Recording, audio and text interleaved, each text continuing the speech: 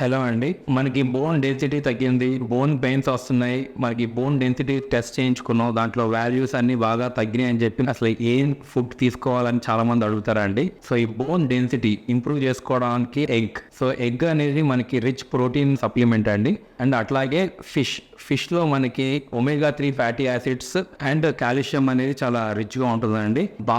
బాదంలో మనకి కాల్షియం కానీ magnesium supplementation అనేది చాలా ఎక్కువగా ఉంటుంది. అండ్ ఆప్రికాట్స్, అట్లాగే మనకి vote milk, soya and paneer అంటే గ్రీన్ లీఫీ వెజిటేబుల్స్, ఆకుకూరలు, చెర్రీ జ్యూస్ అనేది మనం రెగ్యులర్గా తీసుకోవడం వల్ల ఈ బోన్ డెన్సిటీ అనేది మనం ఇంప్రూవ్ చేసుకోవచ్చు. సో అన్నిటికన్నా మరీ ముఖ్యంగా అనేది water. So per day 3 to 4 litres of proper water intake ఉండడం వల్ల మనకి ఈ బోన్ హెల్త్ అనేది మనం ఇంప్రూవ్ చేసుకోవచ్చు. రోజుకి ఒక 20 నుంచి 30 నిమిషాలు ఫిజికల్ ఎక్సర్సైజ్ చేయడం వల్ల మనం ఈ బోన్ హెల్త్ అనేది ప్రాపర్గా ఇంప్రూవ్ చేసుకోవచ్చు.